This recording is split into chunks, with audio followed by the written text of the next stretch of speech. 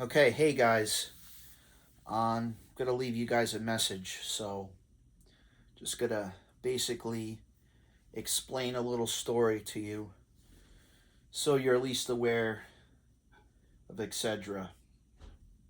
Okay, prior to me studying cybersecurity, I was a computer programmer. I had a book like this, and I studied. Um, I had a book basically like this. And if you go into, I'm going to show you basically Deuteronomy section 18, and you go specifically to number 10. It specifically talks about sorcery, who cast spells, who consult with ghosts or familiar spirits. So I'm going to explain some information so you're at least aware. I want to just check this while I'm doing this. So just give me 1 minute, because I just would like to quickly explain this to begin with. I'm also going to give you another section as well. Okay. Where is it? Okay.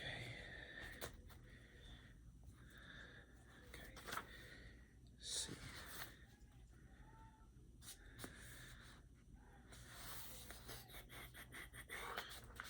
17. 18. I'm just getting to this section because I want to explain this in the Torah, because it has a lot to do with these other books that I want to also explain as well. So just bear with me.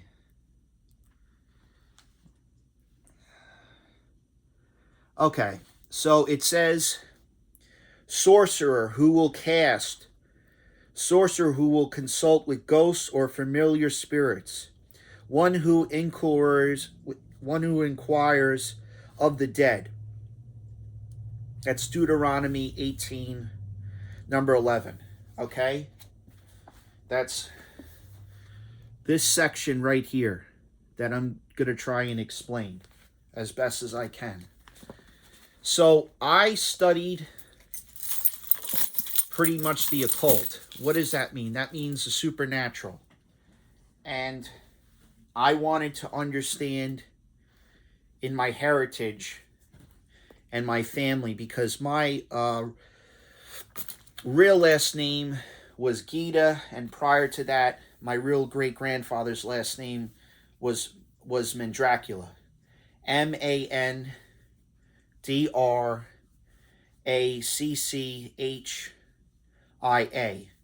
But it didn't go by that. In Italian, it was Mandruccia. It's a part of Vlad Tempest.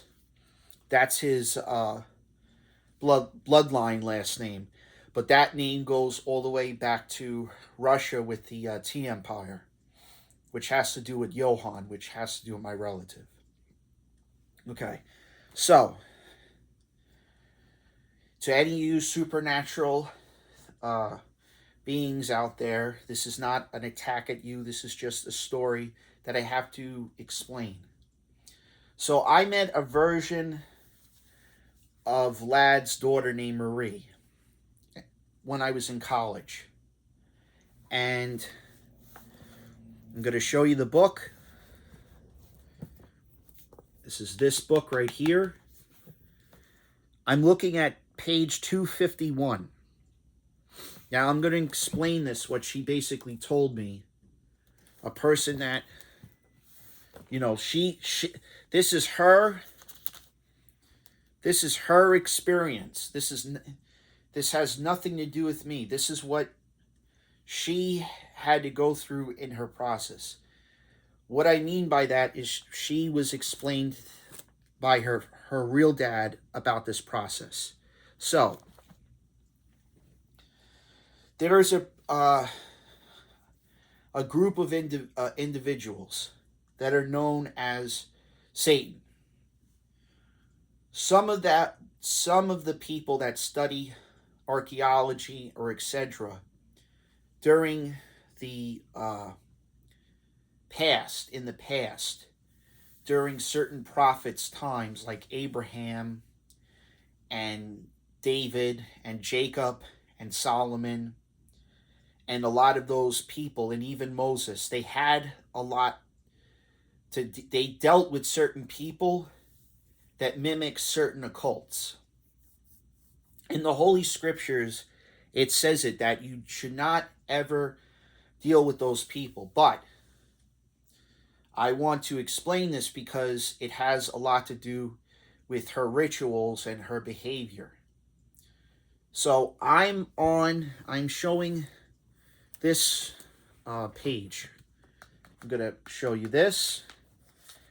And I'm going to explain Saturn, which is page 884 in this encyclopedia right here. And I'm going to explain it. So, Marie, don't hold me to account of this. I apologize, but I need to explain this because you have an idiot that's in California that is impersonating people, and I'm not in the mood to explain this. Okay, so Baal's original name was Bel. There were fights going on a long time ago. And before this Holy Scriptures we had, angels and demons had parents. And there was Yahweh, there was Jehovah, there were different types of creators. It wasn't just one person, it was a group. So there was Yahweh, there was Elohim, there was Jehovah, and so on and so forth. And they were basically supreme beings. There was two sides, which I need to explain because it has to do with this Saturn thing, which Saturn equals Satan. It is demonic. So any of those people that do that stuff, you have to be very careful. It is like positive and negative energy. It's like light, as an example. There's light and then there's darkness.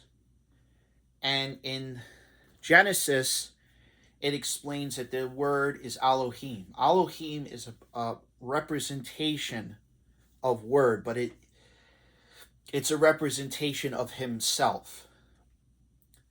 So, I was with Marie.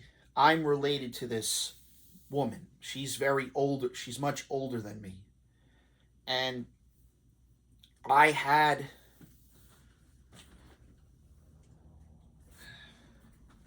a watch like this that basically told time. But I was able to, with my grandfather's permission, and I had to follow rules in the timeline, I was allowed to go back in time and I was allowed to go forward in time. But I couldn't affect any certain people's destiny. When I went back in time, I was in Cornell University at the major Ivy League school. She said basically to me that I had to meet her at a specific time. She basically took a letter, put it in a paper like this, in an envelope, mailed it to me, and said, on this date, at this time, you have to show up. So on that date, that time, according to what my grandfather said, I had to show up. Now, she said that I had to meet a council. This council was in Norway.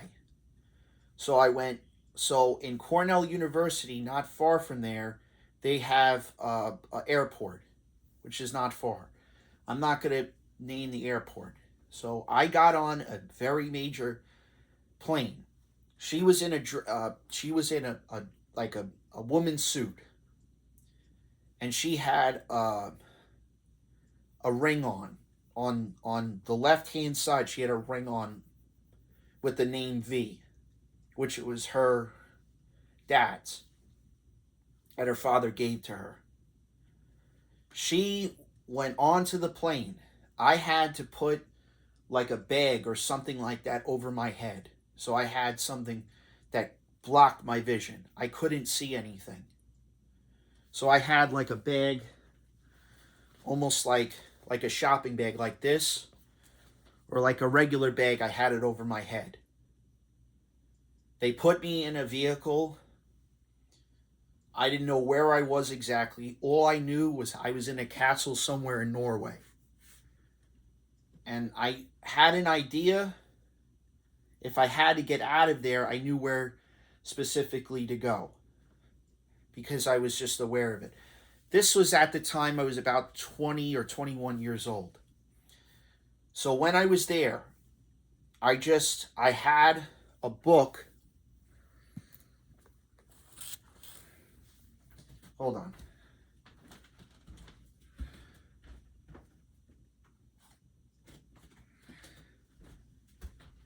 I had a book like this, and I had it in my pocket. I dosed it with holy water. And I basically said,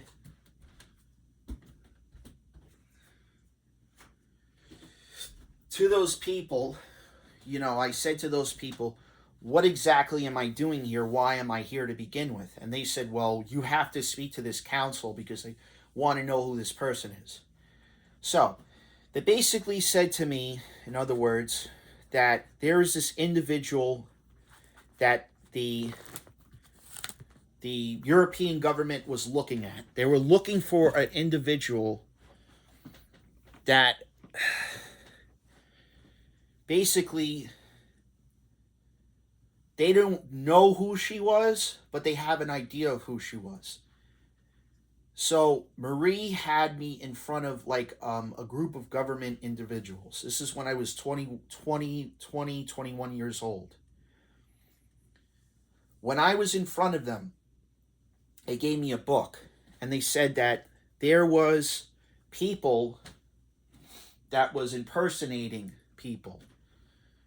They would say they're demons or angels or etc., and they weren't who they said they were. They were fakes. They were playing, like some sort of version of what the Illuminati called Dungeons and Dragons or etc. And they wanted to know why these people were making sacrifices to begin with. So they said to me nicely that you have to stay with this Marie woman for about a year and a half in college. And this is when I was away. At the time I was away, I was in SUNY Buffalo College there, State University of Buffalo, and I had to take my classes and transfer it over. So I was officially a chaperone. She basically had to have someone look out for her because she was looking for somebody at the time. Now, they were playing these forbidden games. In the Ivy League schools, they're not really supposed to do that. The reason why I'm bringing this up, it has nothing to do with the Ivy League schools. They were catching individuals that were adults that were posing as students, and they were trying to recruit people into these organizations. And the organization that, I don't know what you would call them, the organization that handles rules and regulations when it comes to like spells and stuff like that, they don't like when people are playing dark magic or any type of behavior like that because it's dangerous. So I was told nicely. There's this individual named Kim Kardashian. She's with a group of people that are with the Illuminati organization.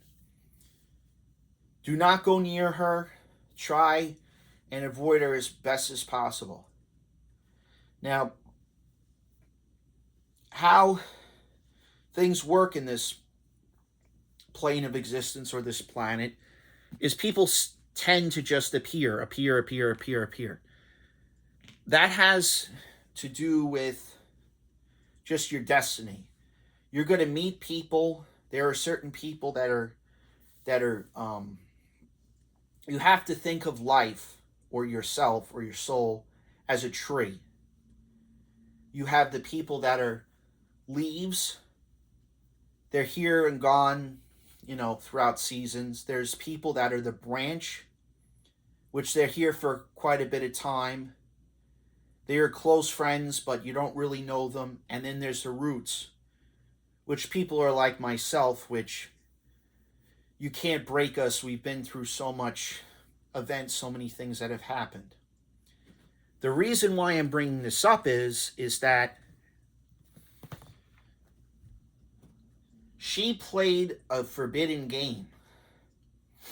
Now, I don't know what exactly she did because I came in the aftermath of it. The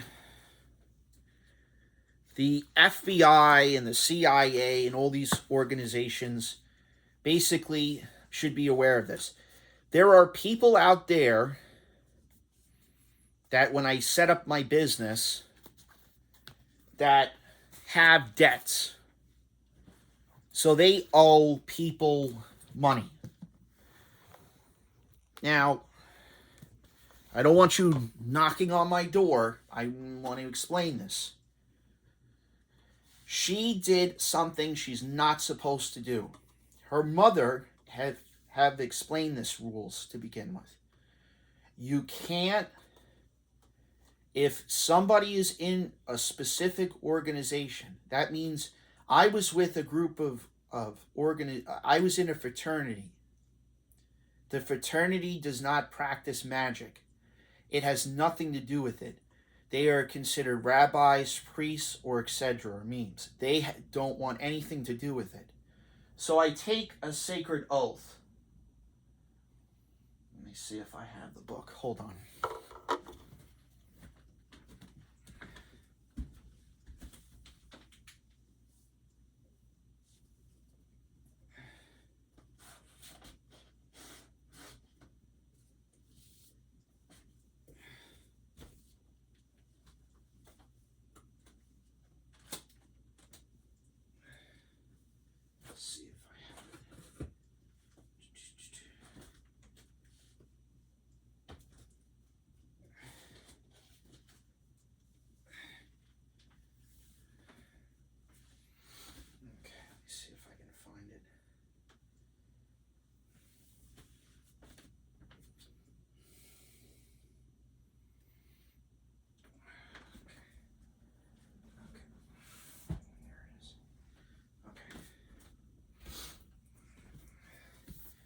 Okay, this is something I'm going to bring up.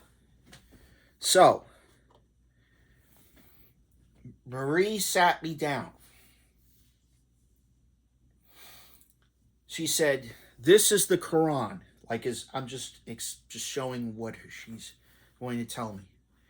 This is the Quran, as an example. This is just a sample book because it says Islam. Don't ridicule me on this. She said that, plain and simple, some of those books throughout time or history have been manipulated. And that if I ever have problems with those people to begin with, that I was not allowed to go near them. She had to give me this test to join the Illuminati organization. I was not allowed to join because I was already in an organization to begin with. The reason why I'm bringing this matter up to begin with, is because you have to be careful with those organizations. See, Marie basically explained to me that since you're in this fraternity, you can't turn against that fraternity. So that I tried to explain to her multiple times. She had played a forbidden game. As soon as I stopped it, she went haywire. Something happened. Whether she got possessed, whatever it was, she was not who she says she was. She acted completely weird. Her eyes, I'm telling you, her eyes went as black as can be, and she started talking in like different languages. This is when I was with Marie to begin with. She said to begin with, you cannot go around these people. They're cursed. There is some curse that they had in their bloodline or their family. I stayed away from these people. The problem is I'm trying to bring up is just like things in general. You have to be careful with certain people. If they're a danger to society or a danger in anything, you have to stay away from those people. The problem is that I'm going to explain to these authorities to begin with. And I don't want you to think I'm acting crazy or whatever. Those people, when they set up the Skims, the Good America, all these products or these companies, they had somebody fill out the forms. Her father or her relative had it filled out. She was, I'm going to explain this to the Department of Treasury so they understand this. So, and they do ask her these questions, she's aware. She had me put under the company directory. She had me put under the name. So when she does the taxes, she's really to Kim Kardashian or to Kourtney Kardashian's advisor. I'm warning you right now, if you do her taxes and she doesn't have me listed or anything because I had to do certain investigation, she's hiding me under employment records for payment. I had to look at certain files or certain things that one of her relatives was doing, either was illegally, I don't know what she was doing, but when tax season comes, she can't have the license. I'm going to explain this. Mr. Rocco Muraturi and Alan Dershowitz told her, you are required to go to New York. You have to speak to a judge, or not only the judge, you have to speak to an FBI agent at the headquarters. And you have to start explaining where this money is, where this revenue is, that you're allowed to have the license and keep it. You can't run a business without a license. You don't have the license. Now, she's an attorney, as an example. She's on the podcast. She's on this podcast with this legal stuff. She cannot give you advice to any of the people that have her as an account. You cannot do business. She cannot be an attorney or etc. without explaining why she was allowed to go into those classes, why she was allowed to do that behavior when she was involved in a criminal investigation. Whether she was labeled as a criminal or whether she was an accessory or she knew people that were doing this, it doesn't matter. As far as the Department of Treasury and as far as the New York City Police Department or Nassau County or the FBI, she has to go explain that because I gave them all the records. Because I'm going to explain this nicely. In the past, I never had a workers' comp report done. In 2013 or 12, there was a fake report done. And my records were given to a debt collector in which they're not supposed to be. She either had an involvement in that or her relative had an involvement in which I was told nicely by the attorney, you need to go start explaining that to these authorities. I don't want anything to do with this individual The reason why I'm bringing this up, this matter to begin with, is she has to start explaining this stuff to these authorities because she doesn't have the license. I am going to explain this to these shareholders of Skims and etc. You don't have my permission because I own equity in those companies because she had to fill out forms. She cannot run those businesses because she does not have the license. She was stealing people's identity and etc. She can't run anything. She has to go speak to the federal authorities. She committed tax evasion. I don't know how long she was doing it, but she was doing it long enough. So this is what I would like to explain. You cannot lie on your advisor when you do tax returns for a business entity. It is considered fraud. If you do business or you do tax returns for her and she doesn't tell you or admit the truth, you're going to have problems. You're going to be subjugated into court because I gave them all the documents. There was nothing else I can do. So I just want to make this clear. You cannot do anything with any of your companies. You have to start explaining why you have licenses that do not belong to you. So thank you guys. Have a good day.